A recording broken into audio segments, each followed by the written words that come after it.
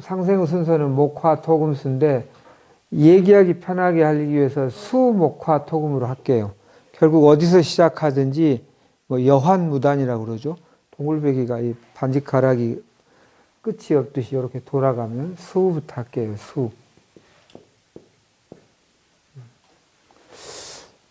이렇게 상징어로 표현했어요. 상징, 물이라고 표현했어요. 수.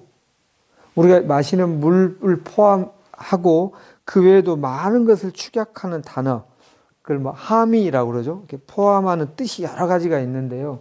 수는 첫째, 겨울을 의미해요. 운행하는 질서 중에. 그리고 생명의 현상 중에는 내가 나를 관찰하기는 쉽지 않으니까 어떤 대상을 보기에 제일 쉬운 게 식물의 삶을 한번 보도록 하면 씨앗에 해당합니다. 씨앗의 그 고유 주파수가 이 수 에너지의 주파수하고 공명한다. 이렇게 보시면 돼요. 씨앗. 그리고 겨울의 주파수, 씨앗의 주파수하고 공명하는 오장육부가 있는데요. 그게 콩팥, 심장인데 심장하고 발음이 헷갈리기도 하고 그래서 제가 콩팥이라고 항상 할게요. 콩팥. 그리고 방광입니다.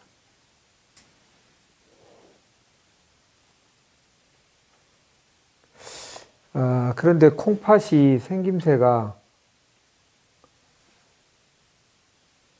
이렇게 콩처럼 팥처럼 생겼다 해서 콩팥이라는 이름이 붙었다는 거고요.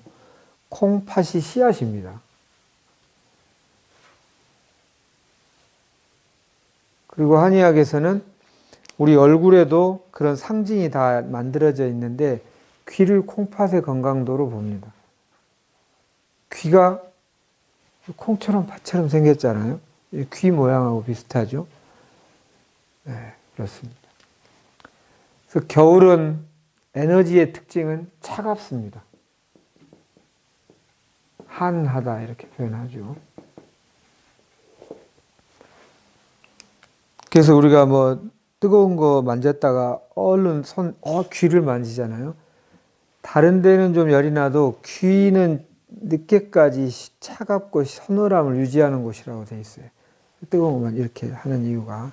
그래서 귀까지 뜨겁다 하면 이게 온몸에 열이 났다. 이렇게 주로 그래서 급한 열을 뺄 때는 한의학에서 귀에 딱 따서 이렇게 하고 나면 일단 막 온몸에 신열이 들끓으면 좀 시원해지고 내려가는 경우가 많습니다.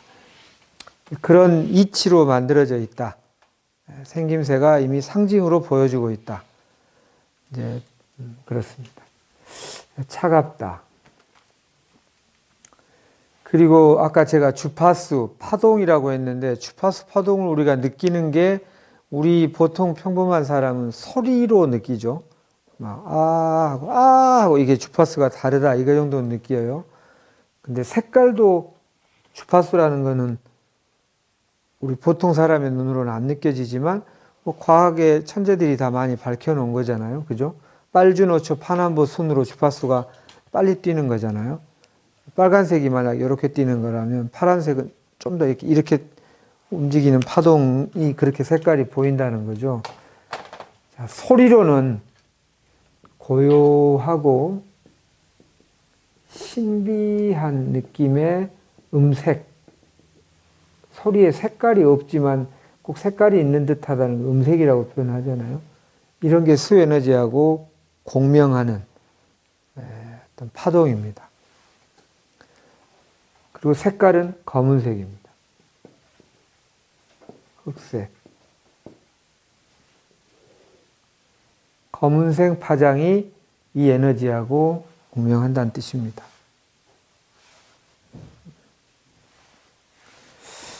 네, 좋아요. 그럼 특징을 보도록 하죠. 자, 검다 그러면 제일 먼저 떠오르는 게 무엇인가요? 어떤 게 떠오르세요? 검은색 그러면. 네? 어둡다. 어둡다는 표현은 잘 안 보인다는 뜻이죠. 그래서 원래 이게 숫자로 1이고요. 안 보이게 돼 있어요. 다시 말하면 씨앗은 안 보여야 씨앗의 기능을 해요. 또 여기를 뿌리라고 해도 좋아요. 비슷한데. 씨앗이 밖에 나와 있으면 씨앗의 기능을 못해요. 그래서 국립공원에 가면 뭐 씨앗이라고는 안 되어 있지만 뿌리가 드러나 보이면 흙을 좀 덮어주세요 라고 플랜카드가 붙어 있어요. 씨앗과 뿌리는 안 보여야만 해요. 안 보여야 제 기능을 해요. 땅속에 들어가서. 근원이라는 것은 원래 하나는 원래 안 보이게 되어 있어요. 뭐 종교적인 얘기 하나님 원래 안 보이게 되어 있어요. 하나는 볼 수가 없게 되어 있어요. 전체이다 보니까 본다는 표현도 애매해요. 하나니까. 어쨌든 수는 씨앗에 그 모든 게 다 들어있다 말 되잖아요. 잎사귀가 될 것, 뭐가 될 것. 그래서 씨앗이고 일이라고 합니다. 안 보인다. 안 보인다. 그래서 이런 뜻을 이렇게 표현합니다. 수는 근원, 원기, 토대, 휴식, 저장, 기억, 응축, 고요함, 성에너지, 또 뭐 우리가 보통 말하는 명상도 여기에 해당해요. 명상이라는 것을 한자로 상념, 생각을 고요하게 한다, 어둡게 한다. 아까 어둡다는 표현했죠. 또는 잠들게 한다. 뭐 이렇게 하는 것이 명상입니다. 이거하고 수에너지 파장이 맞아요.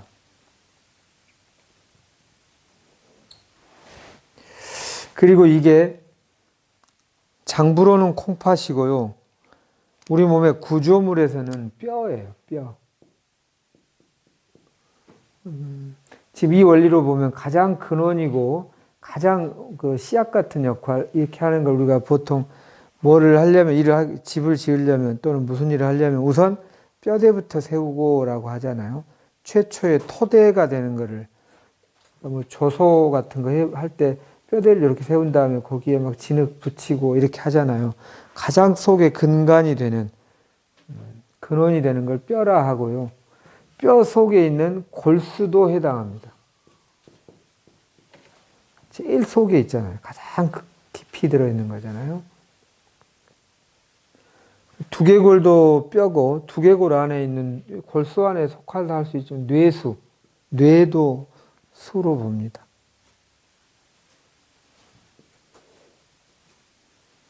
또 우리 생명의 시작이 남자와 여자, 어머니와 아버지의 성에너지의 결합으로 음양의 결합으로 한 생명체가 만들어지죠. 정자와 난자. 그래서 성에너지가 아까 여기 성에너지가 수하고 맞아요. 그러겠죠.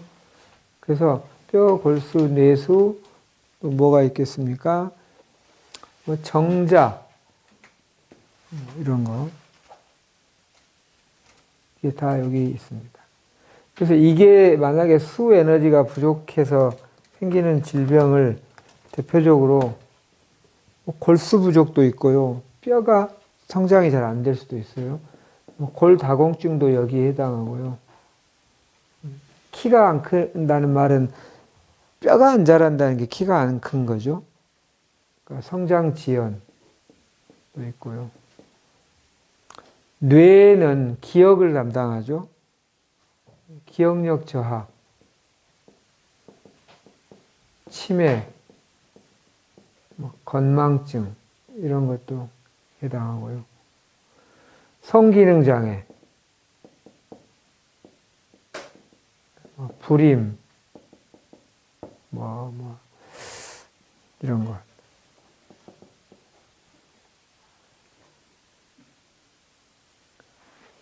자, 아까 이제 씨앗으로 다시 한번 이 세상의 이치, 생명의 이치를 이해하면 이것들이 좀 다들 이해하기가 쉬우실 거예요. 씨앗이 하는 일은 바깥이 너무 차갑고 뭔가 아무튼 막 꽃을 피우고 잎사귀를 넓히기에 적절하지 않아요. 그러니까 휴식하는 시간입니다. 겨울이라는 게.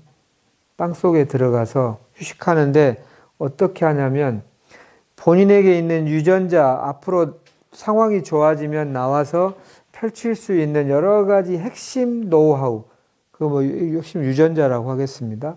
그 기억을 딱 가지고 저장하면서 휴식을 하는 거예요.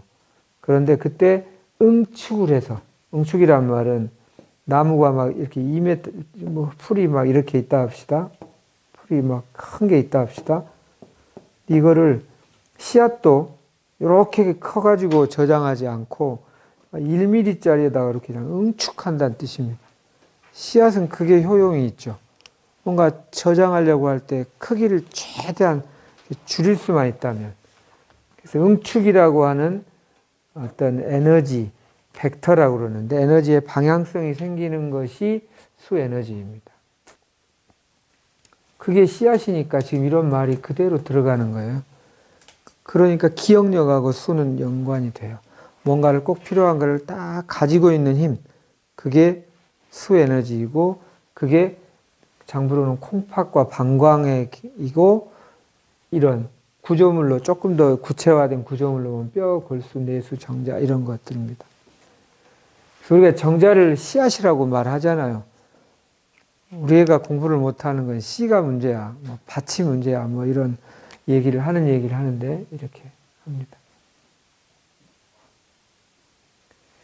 그래서 여기서 한번 이 섬기는과 관련한 얘기를 한번 해보겠습니다.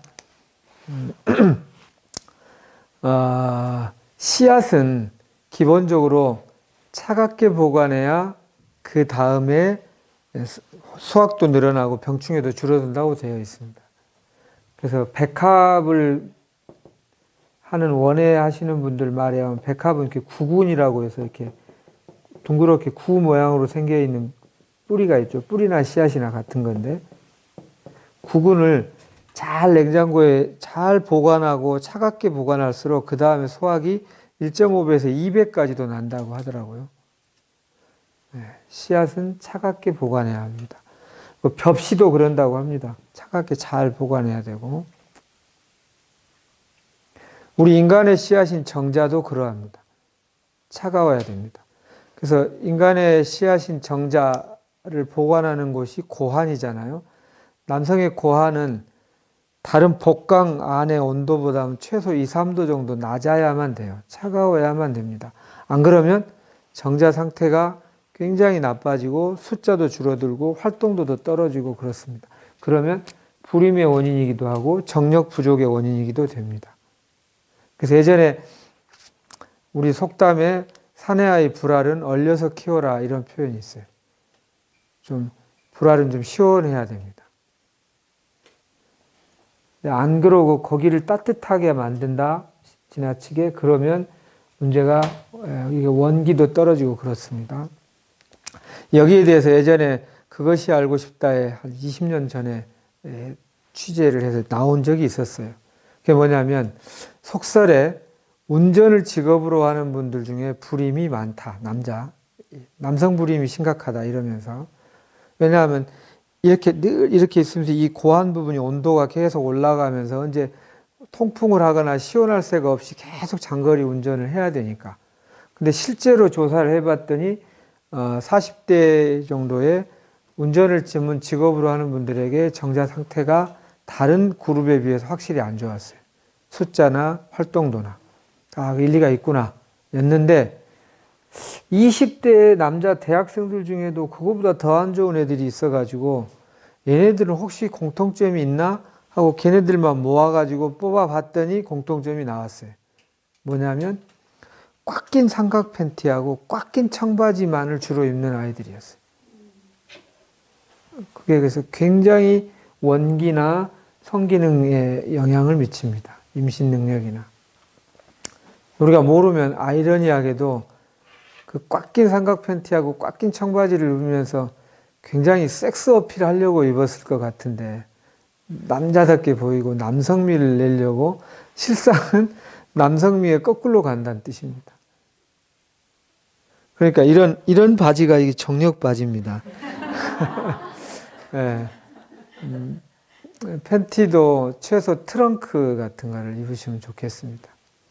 혹시 집에 있는 삼각 팬티가 있으면 아들이나 남편 거가 있으면 오늘 바로 벗기시고 걸레로 쓰시거나 정말 이건 바꿔주십시오. 그게 꼭 섹스, 성에 대한 능력뿐만 아니라 정이라고 하는 것은 모든 것의 원기를 의미해요. 그 사람 정력적으로 일한다 이럴 때 섹스를 꼭 의미하는 게 아니잖아요. 저력이라는 것도 이게 바닥의 힘, 정력도 그런 뜻입니다. 튼실하고 빈틈없이 지치지 않고 하는 것을 정력적이라고 하죠. 토대의 힘, 근원의 힘, 원기가 강하다는 뜻입니다. 그래서 정력에 좋은 걸 그렇게 남자들이 찾는다. 정력에 좋은 게 꼭 성에 대한 것뿐만 아니라 원기를 돋구는 거하고 연결이 됩니다. 그래서 이 정력에 좋다는 음식이 주로 검은색이 많아요. 검은색 장어, 또 이게 정력, 즉 생명력을 말하는데 이게 생명력이죠. 일은 생명이라고 그랬잖아요. 원기의 근원에 생명력이 떨어지면 머리가 휘어지고 막 이런다고 하잖아요. 그래서 검은 깨가 뭐 머리도 하게 되고 노화를 방지한다 이렇게 많이 돼 있죠. 또 검정 콩, 또 장어뿐만 아니라 육식 중에는 뭐 오골계라는 게 있죠. 오골계가 뼈까지 까만 닭이란 뜻이죠. 까만 거. 이런 게 수에너지 파장하고 맞고 원기를 돋군다. 이렇게 보면 좋겠습니다. 이게 뭐 기억력에도 도움이 되겠죠. 그래서 한의학의 한약 처방은 물론 한 개가 아니라 한 10여 개, 20여 개 이렇게 여러 가지 복합적인 걸로 하는데요. 그 중에 치매를 이렇게 치유하는 약이 정력에 도움되는 약하고 거의 많이 비슷해요. 몇 가지 좀 차이가 있을 뿐. 이유는 원리가 같으니까 그래요. 요새는 암과 관련하여서도 폐암이다, 뭐 간암이다 이걸 나눌 필요 없이 유전자를 봐가지고 뭐 EGFR 메틸레이션 됐다 그러면 폐암이든 간암이든 그걸로 오히려 분류하는 게 맞다라고 최근에 이제 양방에서도 얘기를 하고 있죠. 그런 식으로 분류가 이 사람은 지금 수 부족이다 이러면 그 겉으로 드러나게 간에 문제가 있든 폐에 문제가 있든 뭐 유방에 문제가 있든 같은 약을 쓸 수 있다는 뜻이 그게 이제 동양의 원리입니다. 자, 이렇게 그리고 이게 우리가 아까 식물의 삶으로 봤지만 우리 인간의 삶으로 보면 태아이거나 영아 시절입니다. 영아는 이렇게 젖먹 낳는 뭐 돌배기 정도까지. 태아나 영아의 특징이 활동이 많지는 않습니다. 먹고 자고 먹고 자고 이런 거 하죠. 다시 말하면 휴식의 시간이 많은 때예요. 물론 가끔 태아가 뭐 발로 차고 뭐 이런다고도 하지만 주로는 그냥 고요하게 있는 거죠. 씨앗의 상태로. 그래서 이제 동양에서는 음양할 때 양의 시작을 겨울로부터 봤어요. 그걸 언제부터 보면 동지의 양의 첫 시작한다. 이렇게 일양이 시작한다라고 표현을 해요. 눈에는 안 보이죠. 겨울은 추운 때인데 우리가 보통 생명의 시작을 계절의 시작을 봄으로 보는데 동양에서는 저렇게 본다는 뜻입니다. 그거하고 똑같이 우리는 태어나면 한 살을 먹잖아요. 왜냐하면 태아 때 거의 1년을 살았으니까. 근데 서양은 나서 0살이죠. 눈에 보이기 시작한 때부터 얘기를 합니다. 그래서 지금부터 얘기하고 싶은 암과 관련한 겁니다. 이게 암 줄기세포하고 정확히 공명합니다. 근데 이 이름이 지금 제가 동서양의 문화 때문에 잘못 이름이 붙은 거예요, 이게. 암 씨앗세포라고 해야 되는데, 또는 암 뿌리세포라고 해야 되는데, 암 줄기세포라고 했어요. 이게 스템이라는 표현이 줄기, 캔서, 스템셀이라고 그래요. 캔서 스템셀, 줄여서 CSC라고 합니다. 근데 영어로 스템이란 말이 뭐뭐로부터 기원하다 이렇게 됐어요. 그러니까 그 서양식 개념으로 보면 뭔가 기원하기 시작하는 최초의 어떤 것을 스템이라고 표현한 거지만 그것의 상징물을 줄기로 본 거예요. 왜냐하면 땅에서 뭔가 이렇게 뭐가 싹이 나오고 이렇게 줄기부터 나오니까 이게 시작이구나라고 생각한 거죠. 눈에 안 보이는 씨앗을 이름 붙이기는 애매하니까 모든 사람이 볼 수 있는 무얼로 스템이라고 했고요. 동양의 습관은 이 줄기는 시작이 아니다라고 하기 때문에 암 씨앗세포라고 보시면 되겠습니다. 이 개념이에요. 암 줄기세포 때문에 재발 전이가 된다. 이렇게 지금 보고 있잖아요. 그리고 암으로 인한 사망은 80%가 재발 전이에 의한 것이고, 지금 현대의학으로 하는 여러 약들이 잘 재발 전이될 때 가동 안 한 이유는 암 줄기세포를 치료하는 약이 아직 하나도 개발되어 있지 않기 때문입니다. 근데 이렇게 많이 연구를 하는데 왜 암 줄기세포를 치료하는 약이 개발이 안 됐을까? 이걸 여기서 지혜를 얻어보자는 뜻입니다. 왜 그러냐면요. 이 암 줄기세포는 씨앗이고, 씨앗의 주파수, 씨앗의 본질적 특징을 정확히 감지해서 약의 개념이 주파수가 맞아야 되는데 지금 그렇게 하고 있지를 못해요. 무슨 말이냐면 현대의학적으로 서양의학에서 말하는 전문의약품은 싱글 컴파운드라고 그래요. 단일 성분으로 어떤 싱글 내지는 어떤 메커니즘을 설명할 수 있어야 돼요. 딱 수치화까지 해서 단일 기전을, 이게 뭐 꼭 단일 기전이 아니더라도 어쨌든 단일 성분 싱글 컴파운드로 수치화해서 이렇게 하는 것이 검증이 될 때 이제 한단 말이에요. 근데 이걸로 인해서 뭐 서양 약이 발달되면서 뭐 인류 건강에 개발한 부분이 무지 크다는 걸 저도 인정을 합니다. 그러나 만성병에는 굉장히 지금 취약하고 잘 안 되죠. 그 이유가 만성병의 뜻이 씨앗의 성격과 비슷하다는 뜻입니다. 여러 개가 복합되어 있어요. 여러 개가. 그리고 유전자까지 지금 변이, 이렇게 표현형이지만 변이 된 게 지금 암이잖아요. 저 깊이까지 들어와 있어요. 씨앗까지 들어와 있어요. 이런 병을 치료하기에 싱글 컴파운드는 주파수가 안 맞아요. 통합적이어야 돼요. 전체적이어야 돼요. 이 전체성을 갖는 것이 씨앗이에요. 씨앗. 근데 계속 이거를 고집하고 있거든요. 그분들이 이런 관점을 몰라서일 수도 있고요.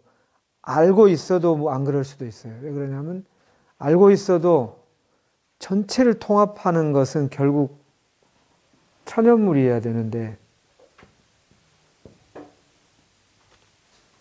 천연물은 연구를 한 보람이 없게 돼요. 절대로 특허를 낼 수 없게 되어 있거든요. 천연물은. 죽으라고 연구해서 3년, 5년 걸려서 최소 1000억에서 한 10조까지 든다고 해요. 하나의 항암제를 개발하기 위해서. 한 5년, 10년 걸려서. 그렇게 수많은 연구원을 들여서 해서 특허를 못 내면 그 회사는 망하죠.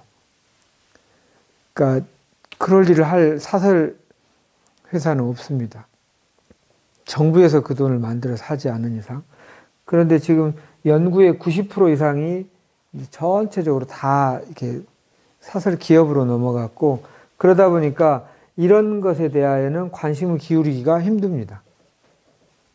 어떻게 해서든지 싱글 컴파운드로 어떻게 좀 안 될까 하다 보니까 그냥 빠르게 분열 증식하는 일반 암세포는 그나마 어느 정도, 어느 기간, 시간을 좀 늘리고 이렇게 될 수 있는데 여기에는 아주 속수무책이 되고 있어요. 이렇게 연구할 때 주로 일반 암세포를 치료하는 원리는 뭡니까? 빠르게 분열 증식하는 뭐 G1, M, 뭐 G2, S 이렇게 세포 주기라고 그러죠. 세포가 봄, 여름, 가을, 겨울이 있듯이 이렇게 막 커가고 또 실이 나와서 중간에 나눠지고 막 그런 한 단계 얻은 걸 하나씩 어긋내서 더 이상 세포를 증식 못하게 하는 것들이 항암제의 원리죠. 지금 항암제의 원리. 근데 기본 전제는 빠르게 분열 증식해야만 듣게 돼 있어요. 그런데 얘는 씨앗이 막 나대고 움직입니까? 안 움직인다고 그랬잖아요. 안 움직이니까 줄기세포를 세포 독성 항암제를 한 트럭, 10트럭, 100트럭을 부어도 아무런 영향을 못 미쳐요. 털끝만큼도 영향을 못 미쳐요. 안 움직이는 애한테는 안 맞게 그 약이 되어 있거든요. 그래서 이게 이제 난점인 거예요. 그래서 암 줄기세포는 수에너지 특성을 그대로 가지고 있어요. 씨앗세포니까. 그럼 얘는 어떻게 해야 되느냐라는 겁니다. 그래서 이거를 하기 위한 방법은 아까 전체적이어야 돼요. 전체적이어야 돼요. 씨앗이 품고 있는 뜻, 이런 거여야 돼요. 이런 거여야 돼요. 그러니까 만약에 우리가 스스로 해볼 수 있는 것 중이라면 명상 반드시 해야 돼요. 만약 암 줄기세포를 치료하고 싶은데 약으로 어떻게 해보겠다? 지금 현재 나와 있는 서양약으로 절대 안 됩니다. 명상은 기본으로 깔려야만 합니다. 그리고 이것과 연결되는 게 이게 심신요법이고요. 그나마 100%는 아니지만 복합 천연물 치료가 가능합니다. 왜 그러하냐면 원리가 마음의 치유는 마음은 동양에서 이렇게 상징으로 표현했습니다. 마음과 몸. 우리는 마음과 몸으로 이루어져 있죠. 이것도 마찬가지예요. 이렇게 음과 양이듯이 눈에 안 보이는 것, 눈에 보이는 것. 항상 이게 한 세트예요. 항상. 이것을 이렇게 표현했고요. 몸을 이렇게 표현했습니다. 여기를 하늘이라고 표현했고 상징이 땅으로 표현했어요. 눈에 안 보이는 것은 하늘이고 하늘은 이렇게 일로 표현했고요. 땅은 이로 표현했어요. 그러니까 하늘을 이게 쪼개질 수 없다는 뜻이에요. 이렇게 하늘이 안 쪼개지잖아요. 땅은 이렇게 두 개로 나눠질 수 있다는 특징입니다. 그러니까 여기에 식물이 있을 때 이 식물에게 영향을 미치는 땅 영양분의 요소는 그냥 이 정도 땅의 영향입니다. 여기 있는 이 영양소가 여기 식물에 영향을 미칠 수 있느냐? 못 미친다는 뜻입니다. 나눠져 있어요. 물질, 이건 물질이죠. 이건 뭔가 에너지, 뭐 기운 이런 겁니다. 물질은 항상 나한테 맞는 것이 저 사람한테 맞는다는 보장이 없어요. 운 좋게 요 부근에 나도 요 부근에 있었는데 요 부근에 있는 사람이 뭐뭐 먹고 좋았다. 나도 똑같이 했더니 좋았다. 이럴 수는 가끔 있죠. 그러나 내가 여기에 위치하고 있으면 얘하고는 완전히 다를 수 있다는 뜻입니다. 그래서 물질은 결코 그렇게 모두가 공통으로 하나로 치료할 수가 없다라는 게 이치예요. 이치. 이렇게 치료됐다면 너무 그건 운이 좋은 겁니다. 그래서 한 개로는 안 되고 가능하면 많이 섞으려고 해요. 항암제도 예전에는 한 개로 하다가 막 2개 하다가 막 5개씩 하기도 하고 막 그러잖아요. 폴피리니, 폴폭스니 막 이런 거. 근데 이제 너무 부대끼해서 문제이긴 하지만 요게 안 되니까 요게 좀 이렇게 하면 어떻게 되지 않을까. 우리가 한도 끝도 없이 많이 늘릴 수가 없잖아요. 다 늘리면 사람이 못 견디니까. 그래서 동양에서는 이제 약이 천연물을 쓰는 것의 원리입니다. 천연물은 예를 들어서 인삼만 해도 홍삼 여기에 뭐 RH2 성분이 굉장히 중요하더라. 뭐 RB3가 뭐 좋더라. 이렇게 유효 성분이라고 알려져 있죠. 그러니까 이 서양식 개념은 이런 식이에요. 인삼에 한 수백 가지의 성분들이 막 섞여져 있어요. 근데 그 중에 유효 성분, 약을 발휘하는 건 RH2 성분이기 때문에 RH2만 뽑고 나머지는 괜히 배만 부르고 이것의 영향을 어떤 것은 오히려 조금 더 약화시키기도 하고 하니까 다 빼고 이것만 쓰겠다. 아, 이 얼마나 영리한 일인가 이렇게 생각한 거예요. 그러니까 이게 아까 급성기나 이럴 때는 굉장히 도움이 될 수도 있고 빠르게 효과가 나니까.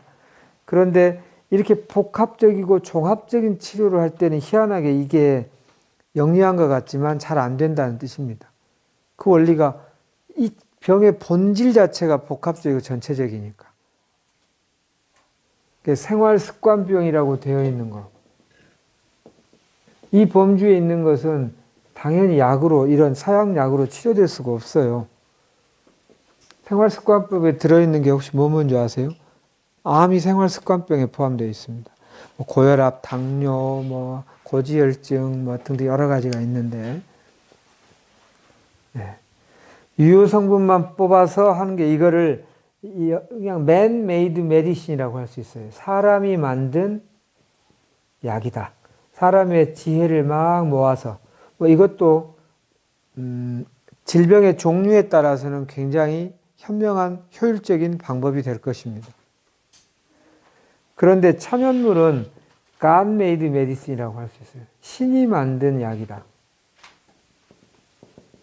왜 그러냐면 아까 인삼이라고 합시다. 거기에 A, B, C, D 뭐 이 수많은 성분이 있어요. 1, 2, 3, 4 이렇게. 그 인간이 지금까지 생명의 원리를 100%다 밝히지는 못했잖아요. 지금까지 밝힌 바에 의하면 A가 유효 성분이어가지고 이것만 뽑아 썼어. 그래서 어떤 질병엔 도움이 되지만 이런 생활습관병에는 효과가 좀 미미할 수 있다는 뜻이에요. 잠깐 나다가 금방 내성이 생기고 이렇게. 그런데 희한하게 통으로 썼더니 인삼 전체를 썼더니 A, B, C, D 1, 2, 3, 4 중에서 특히 요 E는 말이지 A의 역할을 좀 방해하기도 해. 얘는 반드시 빼내야겠다 했는데 내성이 생길 때는 E가 그걸 막아주는 경우가 있더라는 뜻이에요. 그리고 여기 얘네들은 아무 뭐 무슨 역할이 있는지도 모르겠어. 괜히 배만 부르고 dumb element, 바보같이 멍텅구리 같은 요소가 막 들어있다고 인간 이름을 붙였어요. 신이 보면 좀 우스웠을 것 같은데. 근데 과학이 발달할수록 이 엉청하다고 생각한 것들이 또 중요한 역할을 하고 이런 거죠. 그래서 신이 이 인삼 속에 이런 구성 요소를 한 건 왜 이렇게 만들어졌는지 우리가 지금 모르는 거예요. 생명을 만든 조물주의 뜻을 겸허하게 받아들인다면 God made medicine으로 천연물을 통으로 써야 한다라는 거죠. 암과 관련해서 유명한 얘기가 있잖아요. 베타카로틴, 예, 그 녹황색 야채가 암에 좋다. 베타카로틴만을 뽑아서 폐암 환자에게 실험을 했더니 막 전부 나빠져서 막 점점 악화돼서 실험을 중단한 적이 있었죠. 그게 뭐죠? 헬싱키? 예, 핀란드 쇼크라고 하는. 왜 이러지? 그래가지고 녹황색 야채를 먹였더니 다시 다 좋아졌다잖아요. 녹황색 야채에서 결국 암에 좋은 유효 성분은 베타카로틴인데 베타카로틴만 썼는데 오히려 나빠지고 전체를 썼는데 오히려 좋아졌다. 심지어는 이렇게 미미할 뿐 아니라 거꾸로 가는 경우까지 있을 수 있더라. 뭔지 모르지만 이 천연물이. 그래서 천연물을 통으로 써야 한다. 음식물 껍질부터 씨앗까지 가능하면 다 먹어라. 이런 얘기가 나오게 되고 지금 유럽이나 미국에서도 음식을 먹을 때 통으로 먹으라고 이제 얘기는 하고 있습니다. 그런 결과 때문에 나온 얘기죠. 근데 이것도 한 개 가지고 부족하다는 뜻이에요. 요거를 막 10개, 20개 막 모아서 이렇게 해서 이제 하는 것이 더 좀 그나마 범주가 넓어진다는 뜻입니다. 그래서 한약에서 뭐 15개, 20개 막 이렇게 섞는 이유가 이런 원리하고 그나마 최대한 맞춰보려는 노력입니다. 천연물은 희한하게 이렇게 통으로 쓰면 유효 성분만 뽑은 것보다 아무튼 약의 성격이 좀 순해지고요. 조금 느리게 가는 듯 하지만 좀 온전하고 안전하더라. 이게 이제 일반론이에요. 물론 천연물이 모두 안전하다는 건 아닌데. 그래서 민간에서 이런 얘기가 있어요. 예전에 어떤 유명한 스님이 암, 뭐죠? 백납, 못 고친다는 병들, 근위축병 막 이런 거를 백초라는 거를 먹고 다 나았다고. 백초가 뭐예요? 그랬더니 봄, 여름, 가을, 겨울에 나는 야생에 있는 열매, 잎사귀 이런 거 그냥 다 넣은대요. 땅에다가 항아리를 파고 여름에도 또 넣고 겨울, 가을에도 넣고 해갖고 이게 100가지가 실제 숫자가 100이라기보다는 5만 거 다 넣었다는 뜻이에요. 그래가지고 요 안에서 저절로 발효되게 한 거, 그거를 먹으니까, 그 만성 난치성 질환들이 낫더라. 이런 전설 같은 얘기가 있어요. 그 얘기를 들으면 서양 의사들이나 이런 분들, 거기에 뭔 성분이 있는지도 모르고 그렇게 먹으면 안 되죠. 라고 하는 관점을, 거기도 일리가 있죠. 근데 이제 이렇게 보면 저는 굉장히 적확하게 잘 맞는 얘기다라고 보는 거예요. 가능하면 많은 걸 모으고 발효시킨다는 말은 그것들을 잘 그래도 좀 독성을 완화하고 어우러지게 한다는 뜻이기도 하고요. 그렇게 보면 되겠습니다. 그래서 자, 물질로 보려면 가능하면 여러 가지가 섞인 것을 여러 개 쓰는 게 좋아요. 암 줄기세포를 치료할 거라면 그게 주파수가 맞아요. 단일 성분 아무리 해도 안 되게 돼 있어요. 그 다음에 심신요법을 얘기한 이유는 이게 기본적으로 전체적이에요. 다시 말해서 아까 그 사람이 이거 먹고 이거 약 쓰고 다 나았다더라. 나도 나을까? 아닐 수도 있고 아닐 수도 있지만 여기 하늘의 이치를 봐볼까요? 여기에 온도, 여기에 바람, 여기 다 똑같이 영향을 미치잖아요. 그렇듯이 동양인이든 서양인이든 저 5,000km 바깥에 있는 사람이건 여기 있는 사람이건 마음에 불편함이 없이 다 그냥 편안하게 지내면 암이 나을 수 있을까요? 100% 똑같은 말. 다 똑같은 말. 마음이 편안하다는 것은 그냥 하나로 모두가 일치. 저 사람은 마음이 편안해지고 낫다는데 저도 마음이 편안해지면 나을까요? 예. 혹시 저도? 예. 100% 똑같은 거예요. 이렇게 물질은 이렇게 다 섞은다고 해도 그 사람이 쓴 처방이 나한테 맞을까요? 최대한 맞춰보려고 애는 쓰죠. 사람마다 좀씩 달리게 해야 될 겁니다. 인간의 지혜를 최대한 모아서 50% 정도 역할만 내도 어마어마하게 대단한 기적 같은 일이죠. 이걸 넓히려고 하는 것입니다. 그래서 제일 해야 될 것은 이거고요. 이건 안 하면 바보예요. 명상이라든가 마음 치료를 안 하면 바보예요. 그건 모두에게 100% 확실하게 듣는 건데 될지 안 될지 모르고 어떤 건 오히려 저 사람한테 좋았지만 나한테는 나빠질 수 있는 것을 막 목숨 걸고 걸면서 하면서 이건 안 하고 있으면 이건 멍청한 거죠. 이건 반드시 해야 돼요. 반드시.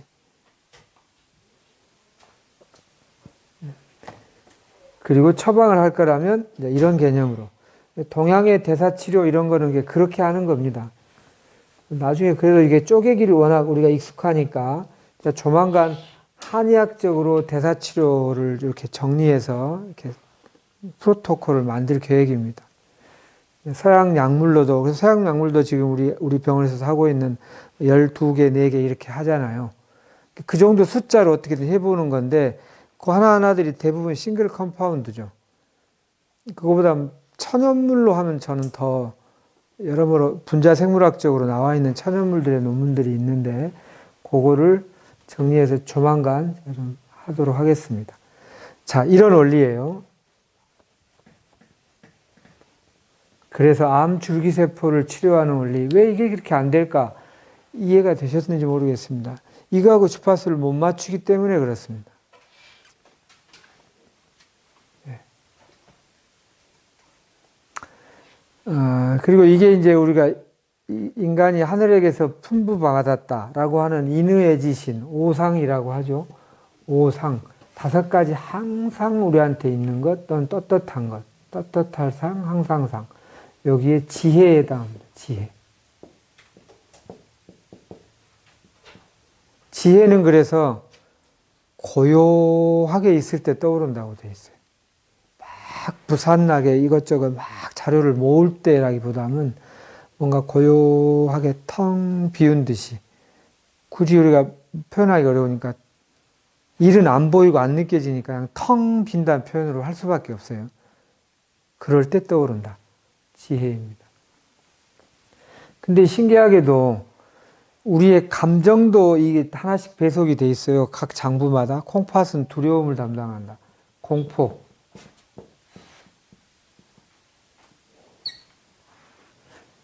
이거를 이렇게 이해하시면 좋겠습니다. 감정은 느껴지잖아요. 두렵다, 슬프다, 화난다. 느껴진다는 말은 뭔가 이렇게 움직임이 있어서 그래요. 공포는 어떻게 움직이냐면 이렇게 응축되는 에너지로 우리가 느껴요. 무서우면 이렇게 쫙 쪼그라드는 느낌이 있잖아요. 수 에너지가 아까 응축이라고 그랬잖아요. 이거하고 공명하기 때문에 그렇습니다. 두려움. 근데 신기하게도 이 두려움하고 지혜가 같은 주파수예요.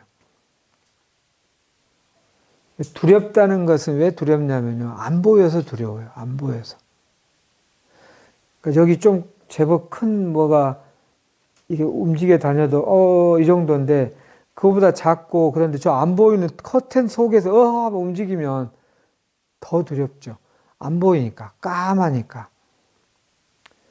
그런데 그 안 보이는 것을 저희 홈페이지에 제가 위기를 할 때 눈을 똑바로 뜨고 뚫어지게 쳐다보라고 그래서 이렇게 자세히 보면 나중에 이렇게 어두운 것도 보이기 시작하잖아요.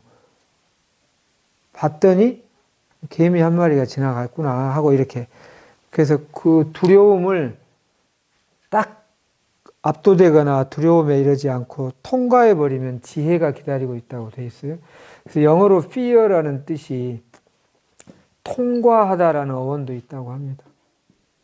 두려움은 본질은 뭐냐면 통과해 보세요. 이 잘 안 보이는 것을.